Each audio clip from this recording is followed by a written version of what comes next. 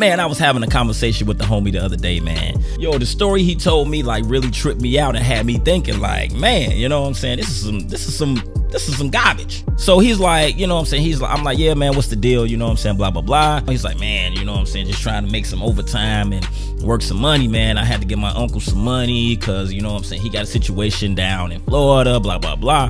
He's like, nah, man, I just, you know what I'm saying? I got to come up with some money. I just gave him like $800 because blah, blah, blah. So basically, let me rewind. You know what I'm saying? He starts talking about his uncle's wife's father, which is his father-in-law, you know what I'm saying, just passed away. So then he's like, yeah, man, something happened with the insurance policy and everything where they didn't cover him all the way, or they didn't, you know what I'm saying? Basically, yeah, they didn't cover him all the way. So they had to come up with like $8,000 or $9,000. You know what I'm saying? He's the only one that works, and you know, he's the husband and he works. She doesn't work. The wife doesn't work. She's never really had a job. You know what I'm saying? He's been holding down. The last couple of months, they've been really struggling. I'm talking about like, you know what I'm saying, really struggling to pay the bills. You know what I'm saying? But he didn't tell the wife that they were struggling because he didn't want her to worry, because with the passing of her father, it was emotionally stressed and all that good stuff. So he didn't want to stress her out on top of that with like, hey, we got bills. And honestly, he was like, man, he couldn't afford to pay for this funeral. He couldn't afford it, plain and simple. But he wasn't finna tell her that. He was gonna scrape up whatever he could because she was really close to her father. She was really emotionally struck. Like, she was walking around the crib depressed, and it was just like, you know what I'm saying? No, I cannot bear her this news right now. So he starts like taking money out of his savings, his 401k. I'm talking about everything to come up with the money. You know what I'm saying? So he comes up with the money, but they're in a negative as a household. You know what I'm saying? So he didn't tell her that once again.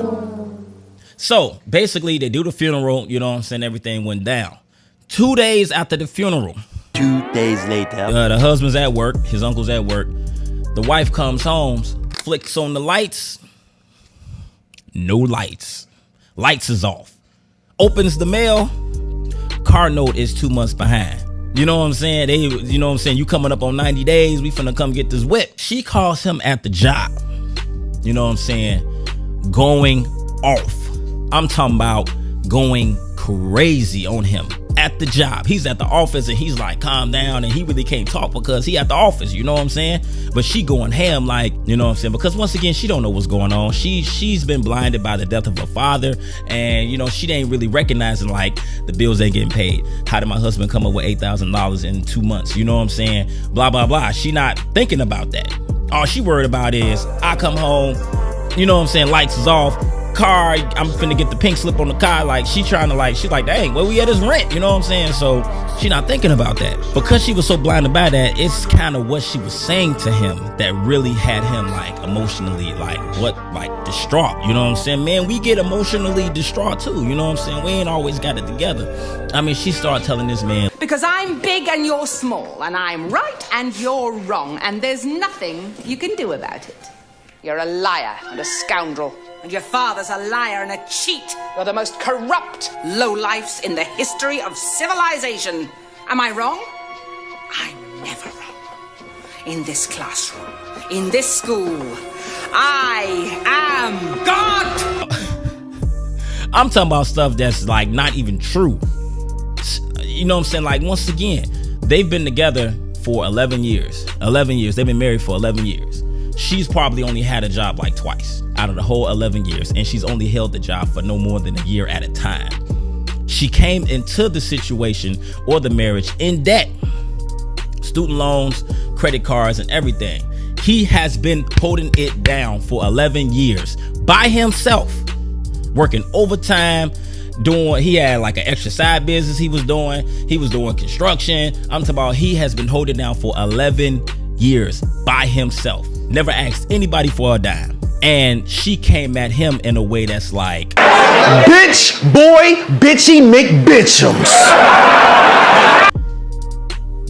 Bogus. So he called, you know what I'm saying? He called my homeboy up here like, man, you know what I'm saying? Because they have a real strong bond. You know what I'm saying?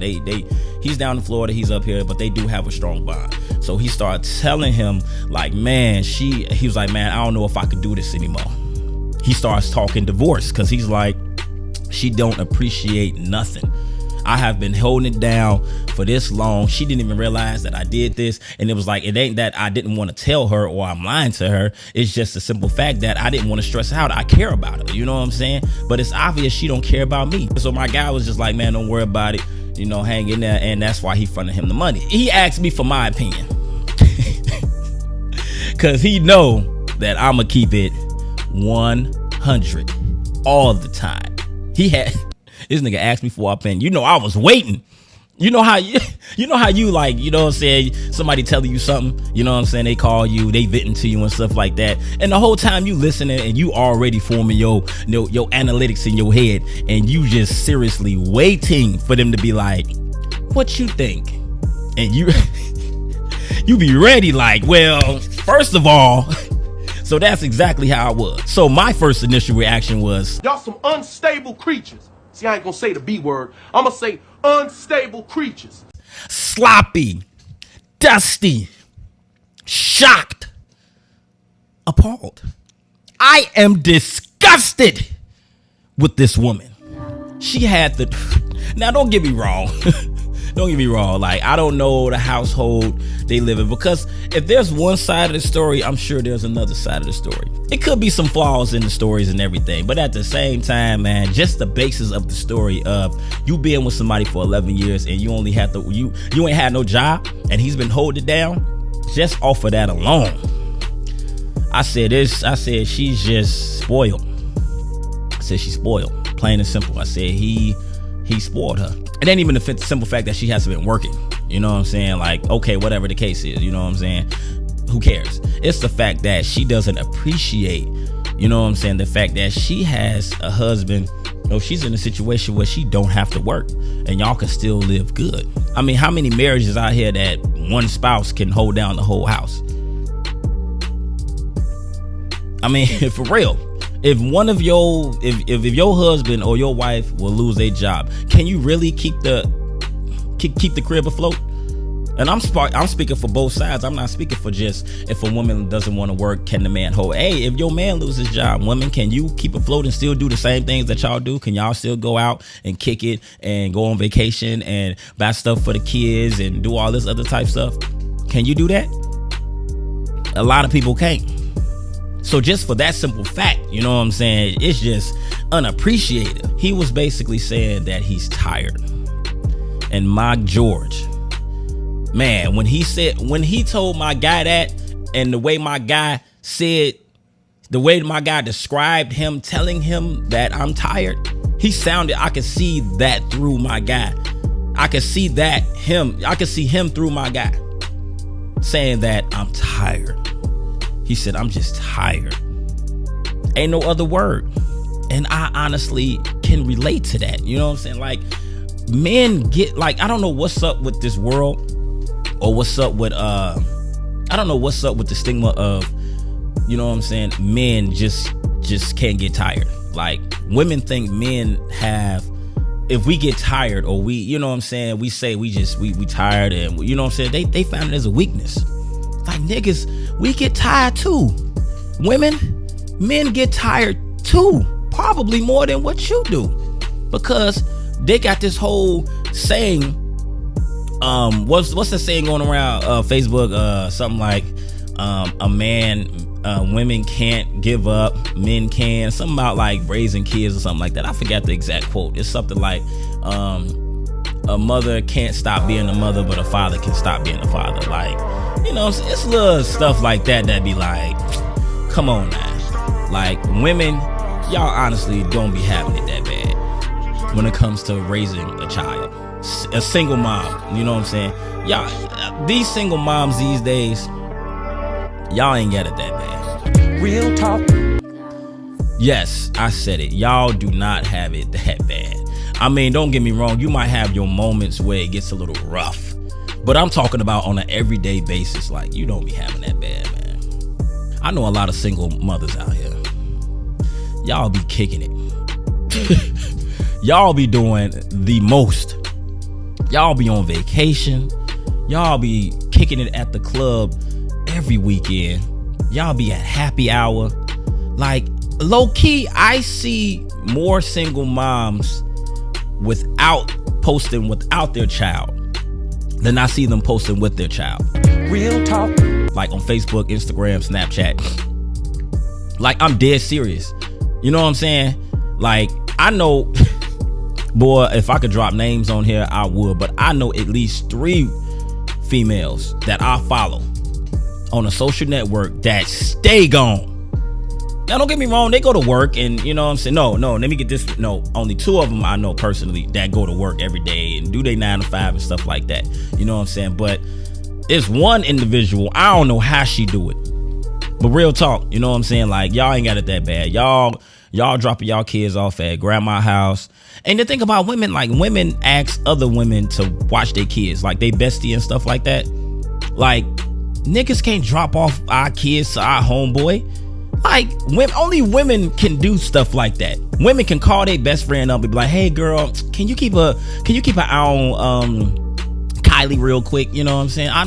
Or tonight or whatever the case is. Sure, girl, bring my nephew over. He's so cute. Y'all can do that. I ain't watching my friends' kids like that. Not for you to go out and kick it.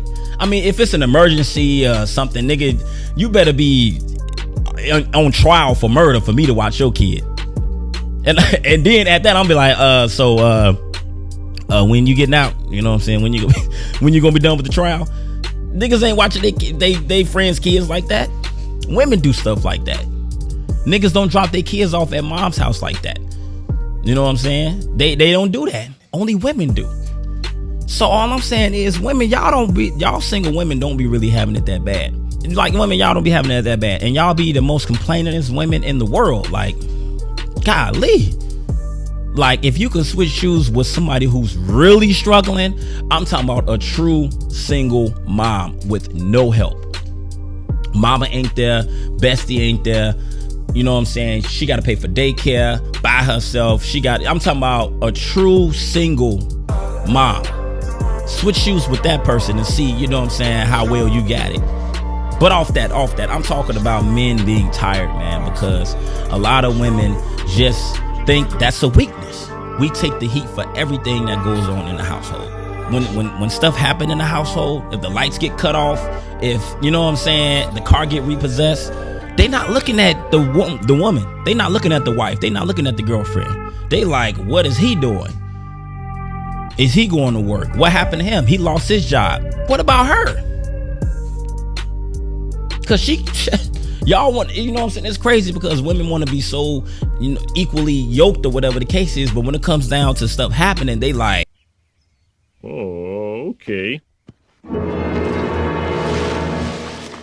Men, like, niggas, man, it's okay to just be like, I'm tired. It's okay to, you know what I'm saying, to be like, you know what, I'm tired. I'm tired of, you know what I'm saying. She got her hands all in my hair, legs all in her air, all in her head, it's all in my bed.